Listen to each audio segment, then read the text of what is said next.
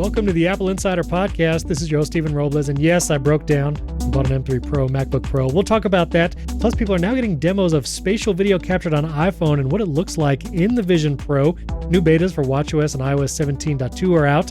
Nothing Phone has an iMessage hack. And the AI Pin launched earlier this week for $700. This episode is brought to you by Fastmail, Notion, and MasterClass. And joining me this week, my friend Wes Hilliard. How's it going, Wes? I'm ready to see how much money we can get you to spend this week.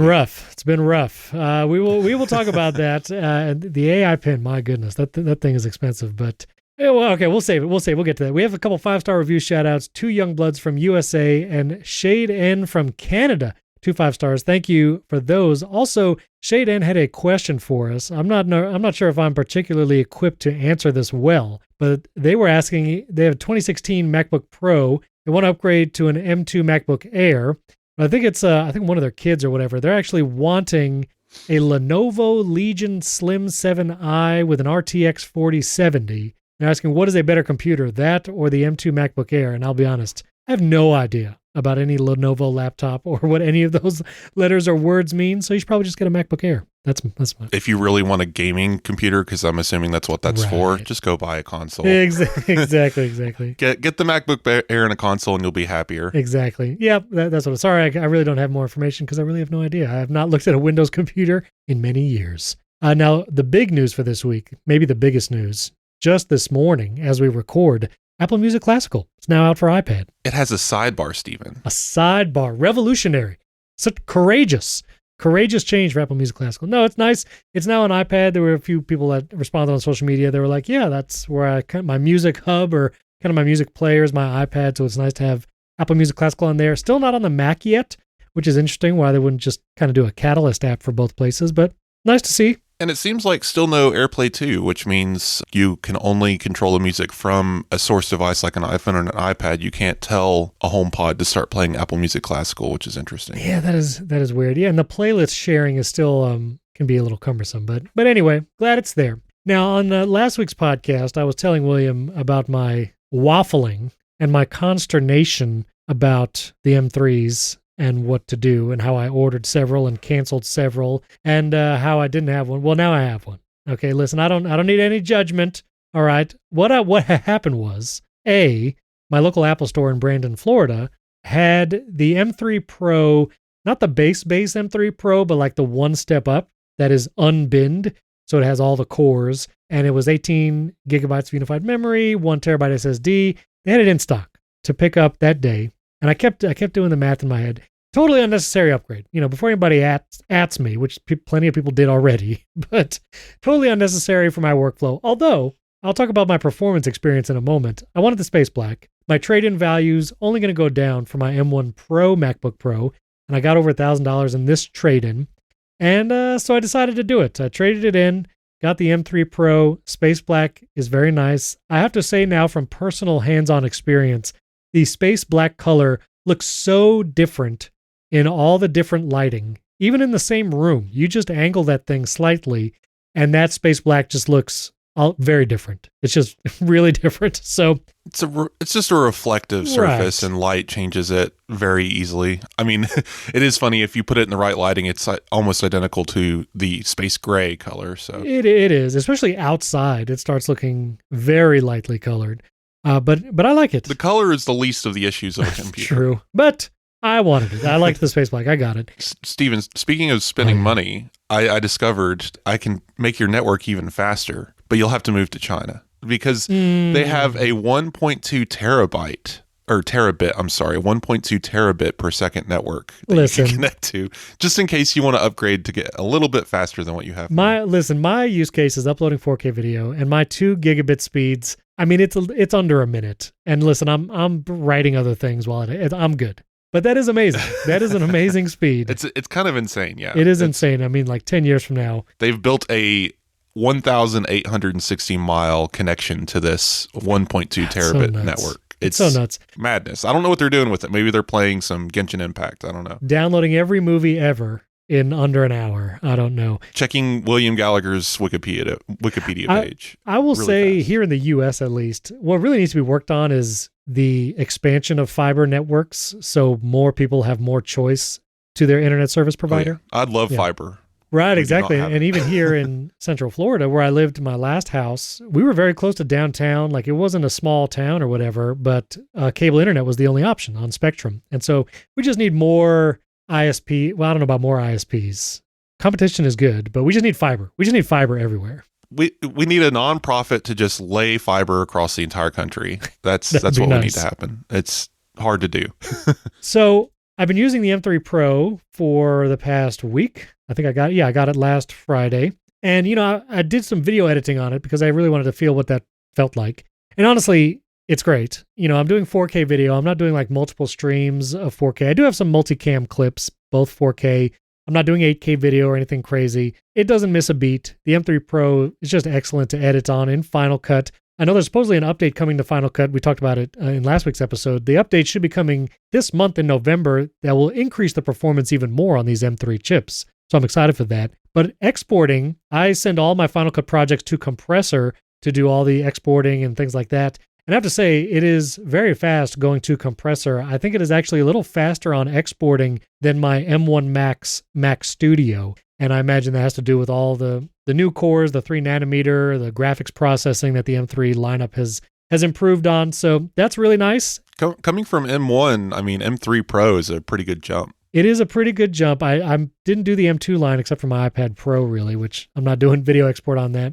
So I'm excited to see what the M3 Max in a Mac Studio and really the M3 Ultra, what that might do, because I have my Mac Studio here. It's doing great. Love it. It's my M1 Max, and I don't know. I'll be tempted, of course, by the M3 Ultra, but we'll see. We'll see. Anyway, it's been great performance. I'm enjoying the computer. Whether or not you should upgrade, it all depends on your use case, what you need. A vast majority of people would probably do well with an M2 MacBook Air for like the next 7 years, but it really just depends on your workflow. I mean, if you're on M1 anything, you're like, even if you're just considering at all upgrading, just upgrade. But I mean, if you're on M2, you're probably fine. That's just pretty much, if you're in an industry where every second counts, you're going to upgrade every time. You're not going to have a question.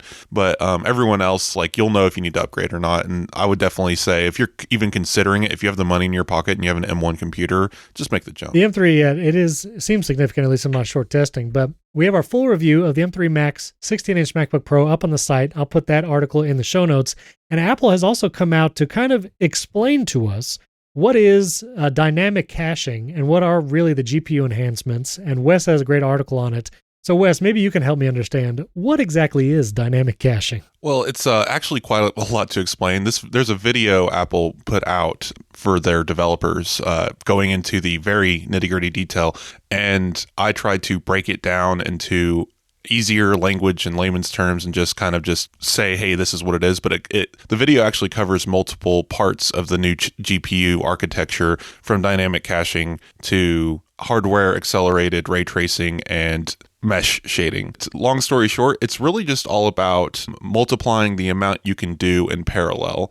So for example, the whole dynamic caching comes from, there's on GPU memory, basically. There's memory used specifically for processes on the GPU. Basically, the more memory you can allocate to processes, the more processes you can run in parallel, the more you can get done at once. It just makes everything faster. And because of that, you don't even actually have to update a game or an app or whatever to take advantage of this. It's just the chip is more intelligent about how it's handling memory. There's these things basically called registers, and they've assigning memory to different tasks. But if a series of code has a piece of code in it that isn't even being used, but it's part of that code set, basically, it's going to allocate as much memory as it needs for everything in that line of code. Even if, like I said, it's inefficient in the older ways of doing it, because it would allocate code for things it wasn't even using in a certain process, just because it was part of that particular code base. It's hard to explain, especially vocally. Sure. Go read it. Basically, it opens up those registers to basically double up what is available depending on the processes being run through the GPU. More of it's able to be cached, more of it's able to be shifted to chip memory. The on-chip memory is more flexible. There used to be caches, basically, that were hardwired for certain kinds of memory. Like there would be a register memory that just was only ever used for register type things, and then there'd be thread group or tile memory. Sheesh. Yeah, none of these words mean anything to me either. I don't know what this is. But basically, it's just there's different kinds of processes that happen on the chipset. Okay. It only was able to allocate certain parts of the memory on the GPU, but now the entire memory of the GPU is basically a flexible cache. So there's no longer bits of the memory that can only be used for a certain process, which would be wasted in certain processes. Okay. Go check it out. I promise I'm much more coherent in text, and No, that's good. and it really does make sense. It clears up a lot of, because Apple kind of just hand waved it because they're running the same problem I am. It's actually really kind of difficult to put into layman's terms. It's a complicated process, but it does work, and it has immediate benefits to everything, even if you're not specifically coding for this new system. Okay. So it's pretty cool. Very cool. We'll put a link to that article in the show notes. You can read in detail if you're really curious about the chip performance and GPUs and all of that. Now, Apple Vision Pro, Apple has been giving demos to select journalists and Apple pundits about spatial video that was recorded on an iPhone 15 Pro, played back into the Apple Vision Pro. John Gruber of Daring Fireball got a demo. Joanna Stern of the Wall Street Journal, CNET, and several others actually got to do this. So they were actually able to capture video on an iPhone 15 Pro, and then it was loaded up into a Vision Pro by Apple for them to experience themselves. And it seems universally to be an incredibly wild and vivid experience to capture something on the iPhone and then see it in spatial video in the Vision Pro. Everyone says it's just kind of wild. Now, during this demo, they were not allowed to capture spatial video with the Vision Pro headset. That is supposedly going to be a feature when it launches, where you can capture video directly on the headset. John Gruber said in his article that he asked, if I press the digital crown right now, will it capture spatial video? And the Apple person said yes. And then I think they followed it up by saying, please don't touch it. So they were not allowed to capture on the headset for whatever reason, but they were able to take iPhone video. And again, it just seems that more and more of these demos that select people are getting, the incredible nature of this spatial video and the immersiveness of the Apple Vision Pro just keeps getting hyped more and more. Are you taking spatial video with your iPhone? See, now, in the 17.2 beta, which we'll get to in a second, you can record spatial video right now if you put the beta on your iPhone 15 Pro. I do not run the beta on my main device, so I am not capturing any spatial video. What about you? I haven't done anything interesting enough to do it, but I'm definitely tempted. Like, I'm going to travel to Gatlinburg in a couple of weeks, and it's a beautiful area. Like, it'll be cool. It's going to make me wonder, like, what in particular this is going to be great for, because 3D is such an interesting thing. I was actually a lot of money on 3D televisions and different types of. I had a active 3D television, and then I shifted to the passive 3D television, and I had the PlayStation TV that was a 24-inch 3D TV that I could put on the ship and fit in a locker. I had a lot of playtime with 3D, let's say, and I'm interested to see like what the spatial video looks like on a 3D screen, because you're not getting a lot of separation from those cameras, but it should be enough that like filming a room of people, it's going to feel really intimate because you're going to have that depth. But if you're like out on a nature trail, I'm curious like how much distance plays into this. Like if a subject is super far away, is it going to feel the same as a 2D video, because you're not getting any real depth anymore, because the separation isn't going to make you feel like you're looking over the edge of a cliff. I'm curious about how all that's going to work, but definitely one of the first things I'm going to try. I'm also curious if the iPhone is capturing some depth information, like using the LiDAR and other methods to enhance the 3D effect of the spatial video it's capturing, and maybe that will help it feel more, 3D. Capturing. Someone's going to dissect the HEIF package, but for my understanding is right now all it's really doing is capturing two videos, and they're optically separated. So when you're wearing a headset like the Vision Pro or even the Oculus, your eyes are optically separated.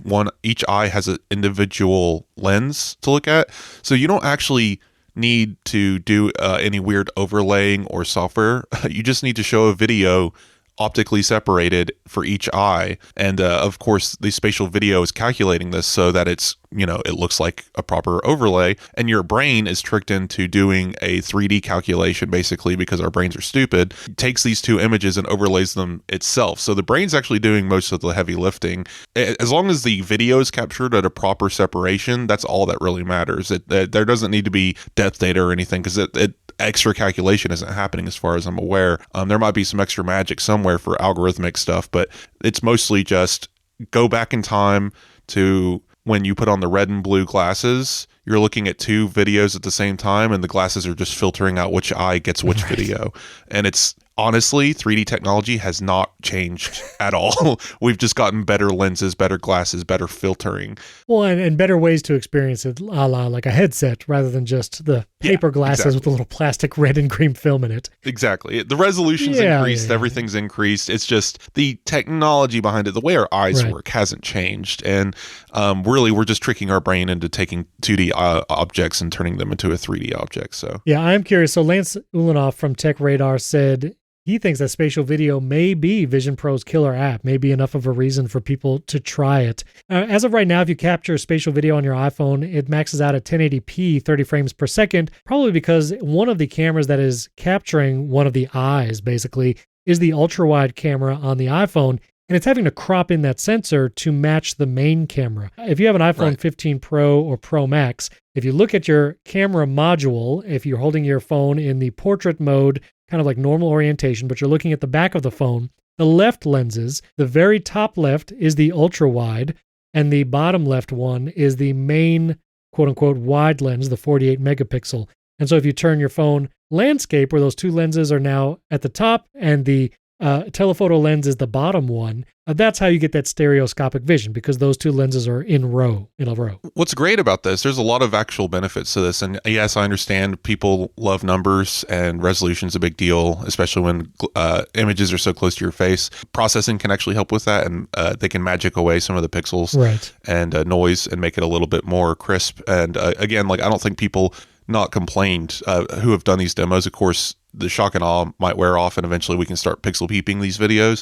The people who have done these demos haven't complained about, wow, you could really tell the frame rate and resolution was terrible. No, they're just like, wow, this is really intimate and I like this. But the reason why we're going with this particular resolution, the ultra wide is a 12 megapixel camera, which means just mathematically it can record a 4K video. If it's just taking straight from the sensor to video, you get 4K. To get to 1080p, you divide that by 4. So a square that can fit within a fourth of the size of the ultra wide, most likely in the center of the lens, because that way there's no distortion from the ultra wide. It's able to basically capture a perfect 1080p square. And what's even cooler about that is it doesn't need, in addition to any hardware stabilization, I don't think ultra wide has any. It can do software stabilization because it can move what pixels the sensor are using based on hand movement as well. So you're going to have really steady video because they're cropping in on that sensor so much. They're going to be able to do a lot of stabilization. And then the other camera being a 48 megapixel sensor, again, you're cropping in, it's not even by 4x, it's like 16x now. It's going to be able to capture just really high quality, dense video. And again, once you get to the final product of 1080p, 30 hertz, yes, like on a TV running at 60 frames, that's probably going to be noticeable. Like you'll be able to pixel peep that pretty well. But on a visor where they have full control of the environment, where I believe spatial video, I don't know if you can step into it as a scene, as if you were like inside of the spatial video. I think it's still shown as a window, as if you're watching a movie, that you can just kind of tilt your head to get a 3D effect. That video, it's going to be a zoomed in piece of that screen in front of your eyeball. Yeah, 4K per eye. So guess what? You're actually watching a pixel perfect recreation of that 1080p video in 3D in front of your eyes at 30 frames per second. So I don't think it's going to be an issue. And people are saying, oh, it'll get better later. We'll get 4K later. I'm not sure how much difference that'll make when we're talking about really tiny screens in front of your eyes with high pixel density already. The 30 frames might increase to 60. More frame rate is always important in video, but the resolution makes sense for what we're dealing with. And it's not going to change anytime soon as long as we're dealing with a 12 megapixel ultra wide. No. I'm excited to try it. And capturing people, family members, there was the weird birthday scene during the keynote where it showed like a dad wearing the headset at the birthday party or just with his kids. And that felt weird, but capturing it on your iPhone is natural now. People just expect it. Capturing, someone singing happy birthday with the cake. Like if you could do that on your iPhone and then experience it later in the Vision Pro, I think it's going to be compelling, interesting to see. I also wonder if this has not been anywhere in the news or announced at all, but to somehow make past maybe cinematic video that you have captured, giving it some 3D effect because you've captured some depth information. I don't know. That would be curious if they would do that, but I'm curious to try it early 2024. We're supposed to get this Vision Pro shipping in hand, so we'll see. Spatial video will be cool, but I can't wait to do what you were talking about, Stephen. I want to capture a scene. Yeah, exactly. Like using my LiDAR sensor, I want to create a 3D depth map of a place I'm visiting and then being able to just walk back into that room. Like, Sonos style where you're doing, there's a system on Sonos where you have to tune True Play. with True Play, and you walk around the room like an idiot with your phone and waving it in the air up and down to teach the speakers where they are placed in the room and how the sound is bouncing off furniture.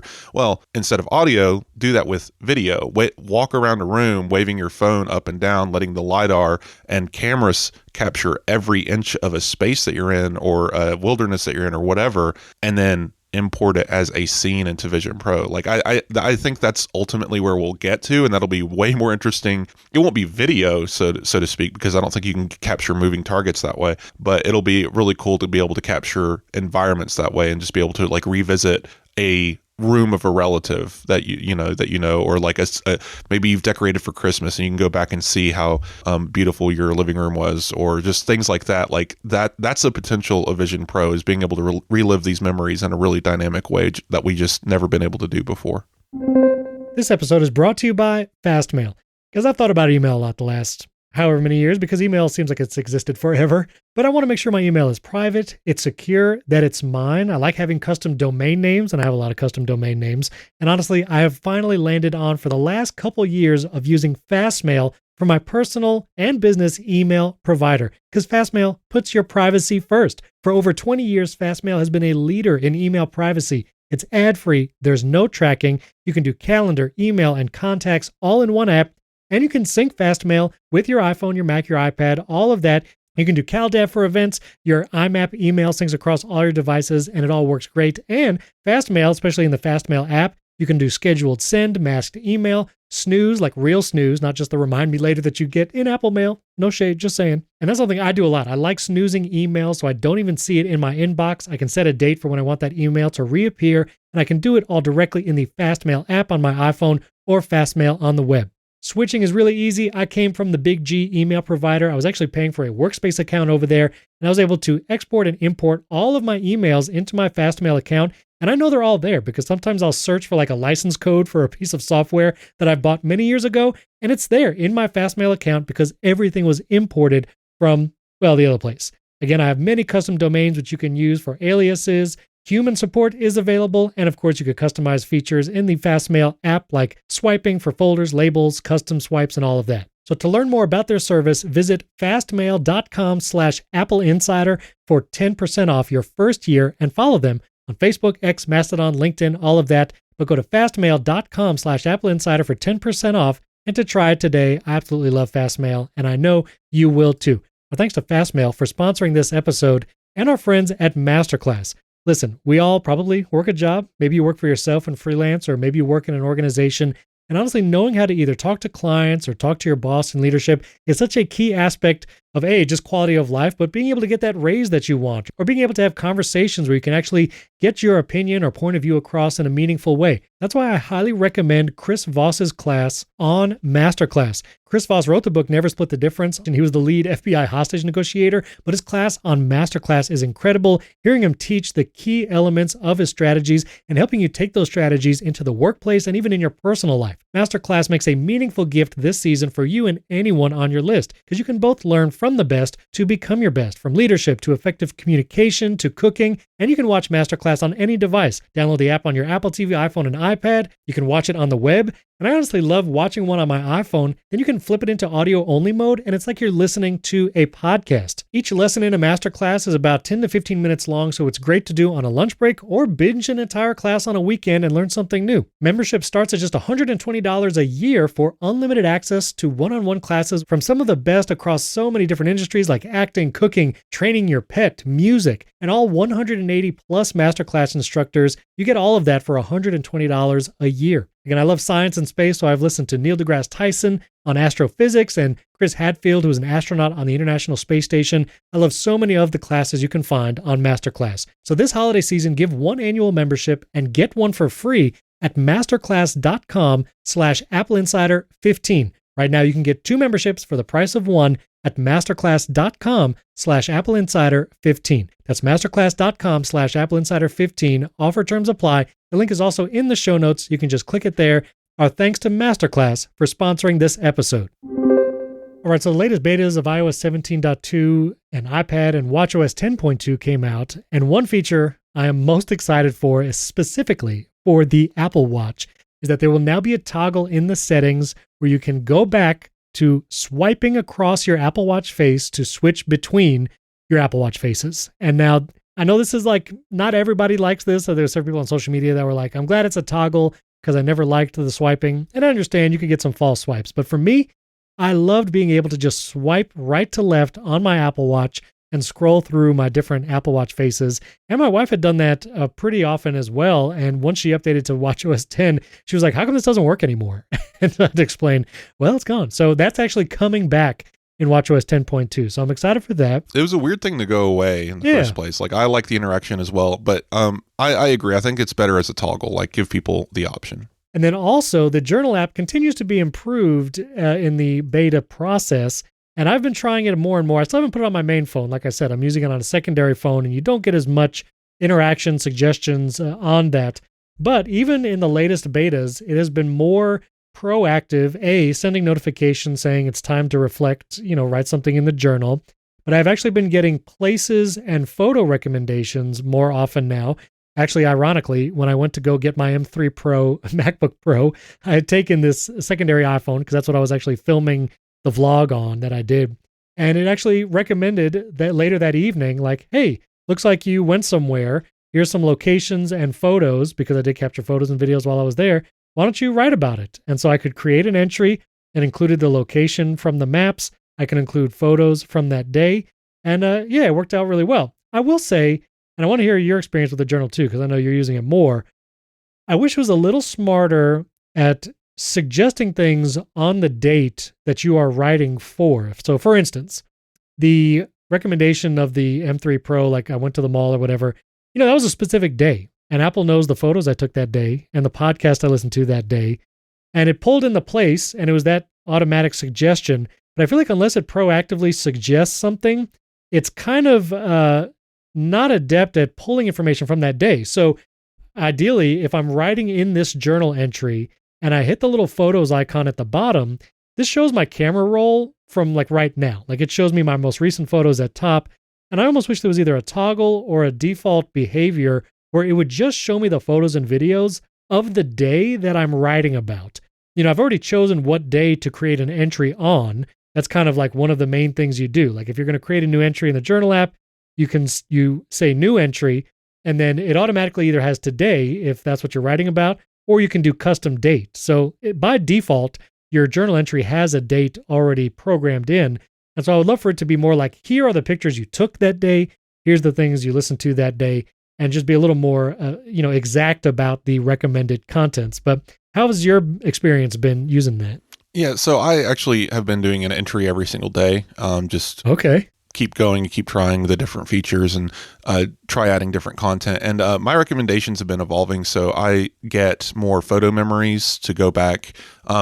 The way Apple's recommendation engine works, it seems like what they want you to do is take something like a memory from photos and write about it that day. You can change it to the date of the photos that they were taken if it was one of the memories that's actually a single day. You can say it's the date from the photos, and that's fine. So you can start creating historical entries for those memories, and that's kind of nice. I agree with you. It's odd that all this information seems to be available, but only if it chooses to get it. it may not be a apt analogy, but I'm thinking of it as fetch versus push in mail. Right. What we want it to do is fetch. We want it to take the date and go find everything about that day and show it to me and say, would you like to include all of this data that I have about that day in your entry? But what's actually happening is it's waiting for a push from a data indicator. Like it's waiting for music to give it like music for a day. And then once that data is gone, it's never coming back.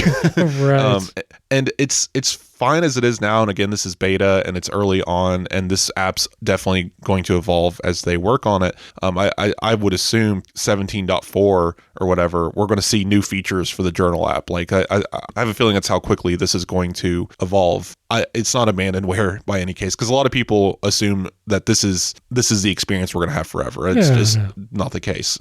But I actually got a like contact suggestion, which was cool. So like I was texting someone and it popped up in my journal. You were talking to this person today. Would you like to create an entry about the conversation you had? And so like location suggestions, still not sticking to the name. I have to name my home address every time. I will say when it's a place like a store or a restaurant, it logs those names very well. It's not showing just like a random address. Yeah, like the recommendations are really cool. So I can foresee a time like once this is fully operational, you'll get a suggestion with images, contacts that you were with, music you listened to, photos you took, maybe even the food you ate, because it can see the pictures you took of, stuff like that. Like all of this stuff will start breaking down. We just don't have full access to that API yet. Like they're slowly rolling it out. But one thing I was missing from day one that Journal did not do is it doesn't log mindfulness minutes for when you're journaling. So I created an automation for that. Of course. All right. So very simple.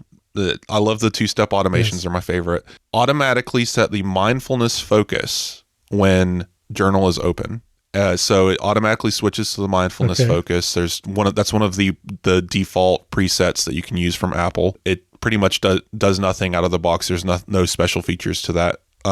But I have Streaks installed, and Streaks can log mindfulness minutes. So I have Streaks, when it sees I'm in mindfulness focus, automatically start a mindfulness timer. Nice. And as long as I'm in the Journal app, that timer is running, and when I leave the Journal app, the timer stops. So as long as I'm journaling, as long as I'm in the app reading or logging entries, it counts as mindfulness minutes in the Health app now. That's really cool. That's pretty cool. Very nice. Well, that's a good automation, and I'm excited for the Journal. Having it on my main device, I think, is going to make a big difference. And I do want to see like podcast recommendations in there. I don't know why. I mean, because it's such a big part of what I listen to, and I mean, all I see is podcast recommendations. Really? I get those before I get music because I listen to so many podcasts. See, I don't know what it is. I mean, again, it's not on my main device, so I can't judge it. You have to listen to the podcast on the device. So that's what's weird. A quirk. I listen to music on HomePods while I'm working. AirPlay 2. I listen to and anything like that. If you listen to music on your Mac or your iPad, none of it counts. Right. At least right now. There's no cloud pulling here. Everything has to be pulled from the phone. So I have to listen to music on the phone with AirPods to see the music, which I almost never do. If I have AirPods in with my phone, it's usually podcasts. That's why I only see podcast recommendations. And I've tried the AirPlay 2 trick. HomePod keeps stealing it. Right? Because that's a feature of AirPlay 2. It's like, oh, let me help you. We're going to take the music from the phone and put it on the HomePod. Now it's no longer a controller. It's like, no, let the phone control the music so I can log my music, please. Yeah. It's odd, but I have a feeling cloud syncing all of the stuff you do on your other devices into Journal on iPhone is coming later. That's going to be that's an obvious next step. It's just you have to do it on the phone with Journal running right now. Yeah, and I've tried to play podcasts on the phone that I test, and I'll let the podcast just kind of run for a while, and it's just, it just takes a while. You're just not getting the the Yeah, it's not getting it, but I'm sure it'll come. I think it knows that you're not. It knows I'm not for real. I'm not taking this seriously. I'm not actually journaling enough. You're a beta poser, and the Journal is calling you out. So, well, I'm excited for it. It'll probably come out maybe end of this month, early December. I'm feeling December because Thanksgiving holiday's coming pretty quick. That is true. They typically don't release theirs. So, but anyway, be on the lookout for that. Now, this next story, this is from the Nothing Phone, which is a recent-ish mobile brand. They make the Nothing Phone that runs Android. it's one of the more interesting hardware devices, I think, actually, that runs Android. They put LEDs in the back of a phone. It's whatever. They put LEDs in the back of the phone. The operating system is also unique. They've customized Android to match their Nothing aesthetic. Well, they've recently made an announcement that they're launching Nothing Chats, which lets Android users and those who would be using the Nothing phone share their Apple ID with Nothing that you can then iMessage on your Nothing phone using the Nothing Chats app. Now, this is not native iMessage. Apple has not allowed this or anything like that. But this is also acting like a similar service, if you guys have heard of it, called Beeper, I believe it is. And there's another one, but Beeper would let you basically log in with your iCloud account and allow you to get your iMessages on other phones, namely Android devices, using the Beeper app.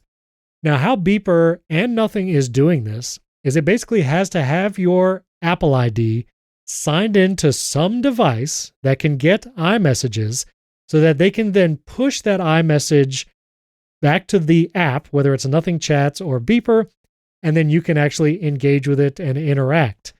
Now, this seems like interesting, maybe a cool feature, especially if you're on Android, but I kind of a huge red flag about this, namely because you're having to give your Apple ID login to a third-party service, namely Nothing Phone here or with Beeper. And in doing so, it is logging into a device with your Apple ID. And so there are people who have tried Beeper and logged in with their Apple ID, and they report that they see a random device, sometimes it's a random Mac Mini, signed into their iCloud account, because you can see every device that's signed into your iCloud account. You can go on your iPhone right now, you go to the Settings app, you tap your name at the top for all the iCloud settings, and in that menu, you see every device, HomePod, Apple TV. I even see a Chromecast where I've logged in for Apple TV Plus. I see my computers. Every device that has my Apple ID logged in, I see it there. And for security measures, you can choose to log out of that device, or at least remove that device from your Apple ID or iCloud account, and it will be removed until you log back into it. The problem is your Apple ID is connected to so many things. Most importantly, and this is where the whole Wall Street Journal and Joanna Stern's reporting about thieves getting your iPhone PIN or passcode to unlock the device and then resetting Apple ID passwords, is your iCloud keychain or your iCloud passwords are also synced with that same Apple ID. So there's no reports that anything nefarious is happening as of yet, but Nothing, if they're logging into a random Mac Mini sitting in a server room somewhere with your Apple ID to enable this kind of blue bubble thing, that means that Mac Mini has access to your iCloud keychain and your iCloud passwords and even your photos that you might be doing with iCloud Photo Library and everything that is connected to your iCloud account, which if you're an Apple user is increasingly, just more and more things are connected to that. And for that reason, this feels like somewhat of a risky proposition.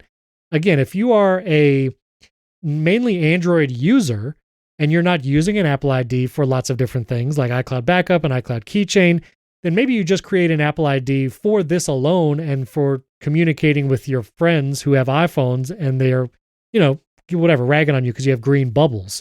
Then it might be less of a risk. But if you're an Apple ecosystem default user and you have lots of data attached to your Apple ID, this is, I think, a little risky. And it's pretty surprising. I mean, I don't know what Apple can do to, get ahead of this or even limit this kind of functionality, because they need to let you sign in with your iCloud account to lots of different things. I have a one-time passcode for Fantastical, so Fantastical can get my iCalendar events. And there's other services that might do that as well. So this is a bit of a red flag emoji, if you will. But I don't know, Wes. Yeah, I think you probably feel similarly, but what do you think? Yeah, don't do this. Never.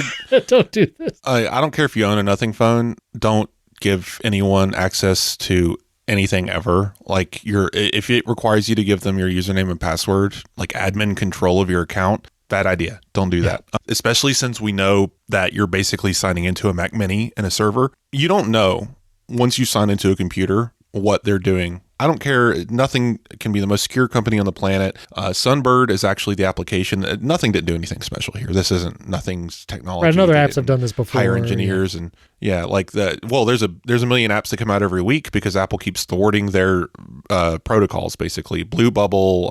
There's a million of these things, and they come and go because they're hacky, weird ways of doing this. Because there's no official way. And it's fine, experiment, whatever. But most of them require you to sign into some kind of server. And Sunbird claims that this is perfectly private and secure and all your data is safe. But your login credentials now for your Apple ID are in someone else's computer. In a place you don't have access to or know where it is. Let's be clear. No, you don't know if a rogue employee could grab those credentials and go sign in. You don't know what kind of access the computer that they have running your Apple ID has. Someone could just go and start browsing your photo library. You just don't know because you don't have any control anymore at that point. You've relinquished control. Just don't do it. It's not a good idea. Apple will eventually do something probably with RCS. So spoiler, after we recorded, Apple actually announced that RCS is officially coming in late 2024 to the iPhone. So yeah, RCS coming next year. It's not that big a deal. I know it's the social stigma, whatever, and maybe it's a cool party trick to say, look, it's an Android phone, but I have a blue bubble message.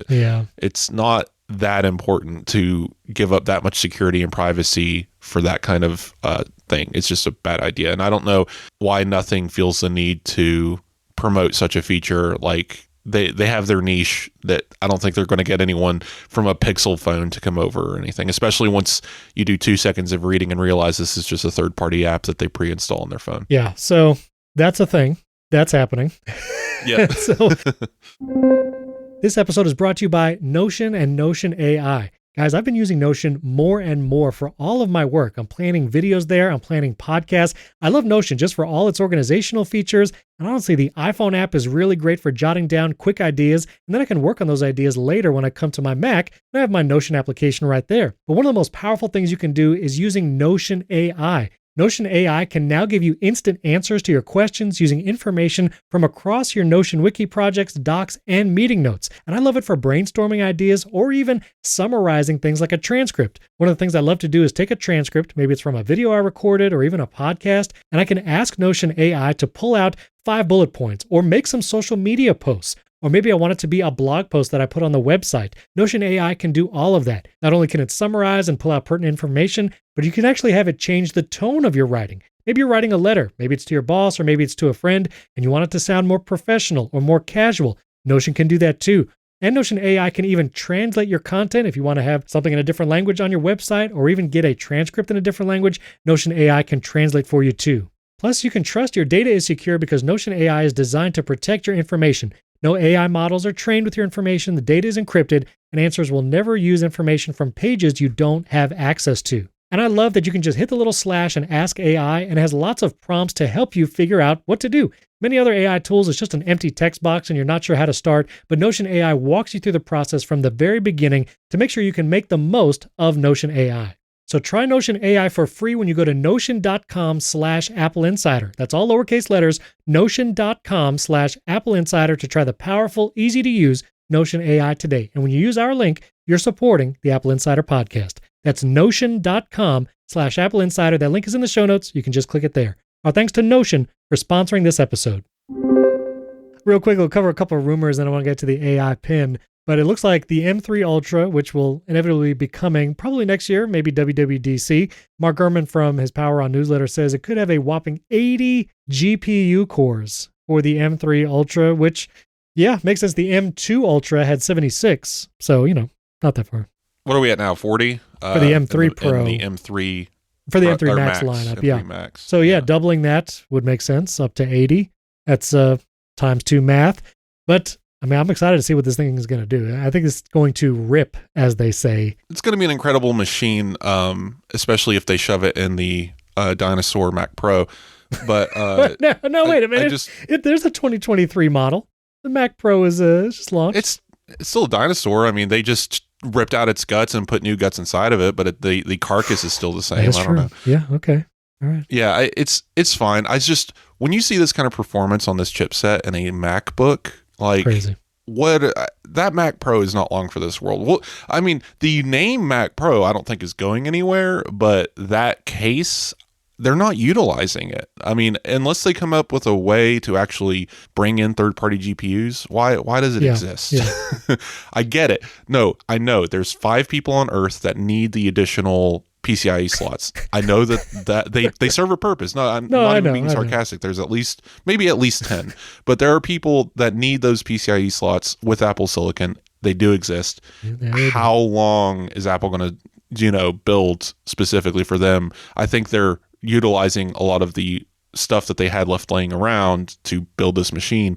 But Apple Silicon, I believe, is going to leave that machine behind. We're going to see something else. Maybe not this cycle, but it just seems odd that this is where we're at right now anyway. For sure.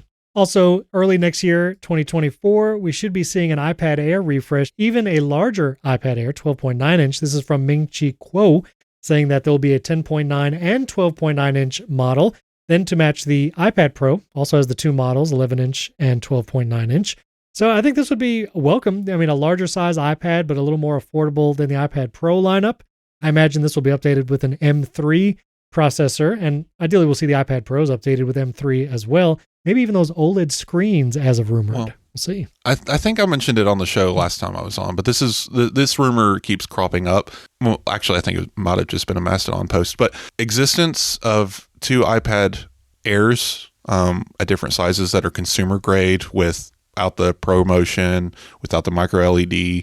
They're going to be standard LED because the newer iPad Pros will probably be OLED. Right. Like they're just going to be standard iPads, probably priced. The 12.9 inch might be priced closer to $800 at a starting point. So you can get in on the iPad Pro at $200, or the 12.9 inch iPad at $200 cheaper. That's a value to customers. Like, it makes sense for these products to exist. I know a lot of people are saying, but it's just crowding the product pipeline. Yeah, there's a hole there, and I think we should have a cheaper, larger iPad. Like, a lot of rumors are pointing to the 12.9 inch iPad coming back as the iPad Pro. Yeah. We'll see. I think maybe this generation, sure, but whenever they do a redesign, whenever they recreate these things for whatever purpose in the future, we're going to see a bigger iPad. Like, I don't see them sticking to 13 inch for another decade, but we'll see. I do want to say, because I don't know, I really want to see differentiation here. And if iPad Air has M3, iPad Pro should have M3 Pro. I know it doesn't have a fan. I get it. You throw a big enough heat sink in that thing. Maybe don't max out its cores. Maybe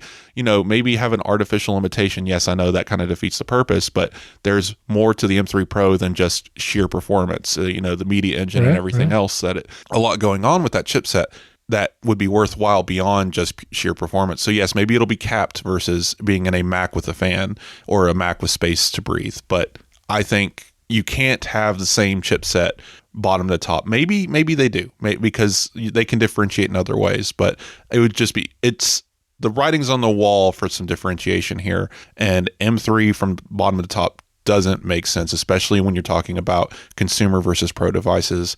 Apple loves their naming schemes. Yeah. And as I said before, this M3 Pro, everyone's complaining, is not that big a step up, yada, yada, has a lot of efficiency cores. What's it for?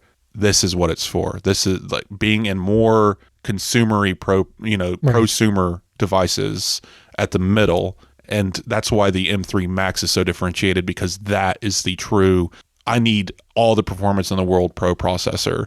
And the M3 Pro is the, I'm Pro in name, but I don't need to max out every core every time I turn on my computer. And that's the difference. And I wonder if we'll see that in iPad. Anyway. No, yeah, I'd be curious to see. All right. Well, I do want to mention the AI Pin. This is from Humane. We talked about it on recent episodes, but it actually went up for sale earlier this week, actually, on Tuesday. It was Tuesday for early supporters, quote unquote, which I subscribed to their email list when they first announced everything. And so I guess that makes me an early supporter. Orders open then for early supporters, and then anyone can buy it now. It is $700 for one color. If you want the white version or the other chrome with black version, then it is $800. Who knows why the other colors are $100 more? I mean, it feels like an Apple move, but Apple's been doing the same colors for the same price for a long time, so I don't even know. But anyway, so if you want the white one, it's like $800. You do get like a couple battery packs, and you get the case and all of that. But it was also revealed that in order to use this pin at all, you do have to pay a $24 monthly subscription, which covers the T-Mobile cellular service, which is through like a Humane MVNO or whatever. But it's basically their cellular service. To manage the AI Pin, you have to go to the website and do all of that. And I don't know. This thing is going to be interesting. It doesn't launch until early next year. So when you order it, it says available early 2024 or shipping then. So we're not going to see it before the end of the year. Listen, I'll be honest.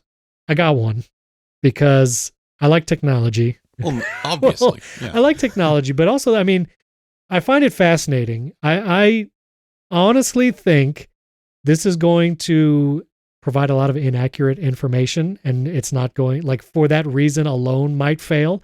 Aside the fact that interacting with it's probably going to be very cumbersome since it doesn't have a screen. There's not an app right now that you can manage it from your phone. You literally have to log into a website. Like, there are many things counting against it. But I'm curious to test this thing out. And as they show in the demo on Humane's website, hold up a book and have this thing tell you how much it is, which I heard a lot of other like tech journalists saying, like, so many questions about that one interaction. If you hold up a book to this pin and it tells you it's $28, is it $28 on the author's website? Is it $28 on Amazon? Is it $28 at Barnes & Noble or Books A Million? Does it actually cost $28? Did it make up the number? I don't know. Exactly. And then if it says, like, asks you to buy and you say, yeah, buy it. What card is it charging? What service is it buying from? Like, maybe it'll provide more of that feedback live when you actually have this device. But so many questions about that. He also held up a handful of almonds, and the AI pin could tell you how much protein were in the amount of almonds he was holding. It was incorrect. It was incorrect also. So all of that to say, I hope there's a good return policy on this thing. But also, I want to test this thing out and just see, like, what it does. They didn't even announce the video resolution that it will capture. It's, like, unknown. So 4. That's it. That's the resolution 4. So wild. Just this thing is wild. I'll be nice. Okay. This is the most interesting tech conversation happening right now. There for a lot of reasons. Like it's asking a lot of questions. Like, is this a future of interactions with technology? Could something like this ultimately replace the smartphone? For me, it's a 5-alarm fire, and an alarm is going off of my head because, like, this is the antithesis of my existence. It's a wearable camera that, yes, it has a truss light. You know what defeats a truss light? Tape. Electrical tape or permanent marker. I called it sneaky tape in my write-up because it had a truss light. But so it's a voice-activated, or, well, it's not voice-activated, actually. You have to perform a hand gesture to tell it to wake up and then give it voice commands as if you're having a conversation, because we're really cool people talking to our jackets. And you're talking to AI, which doesn't exist, but you're talking to a server over a cellular connection, asking for information that is a very high likelihood of being wrong or made up. And it has access to your payment information. It can record conversations without other people knowing. It can capture images and video without other people. It's just the antithesis of my existence. I'm using nice words here. Yeah. It's fine. It's interesting. You put a bunch of ex-Apple engineers together in a room, and they came up with this. I would call it a toy. No. It's not going to replace smartphones, and like that. Let's be real. This is an interesting device for what it is, but I think it's an example of, and I think John Gruber said it best, if Apple released something like this as an accessory to an iPhone, we'd all be 100% more interested in it, because not only would we have a verifiable trust pattern with Apple with privacy, and it would be a little bit more natural. I think something like this, actually, like, trying to see the good in this, I've been trying to like look at what this is actually beneficial for. Think about the future where, say, Apple Watch is the only thing you need. You no longer need an iPhone. What do you miss the most when you don't have an iPhone with you? And it's the camera. So I could imagine Apple dissecting a phone and then moving its pieces to different parts of your body.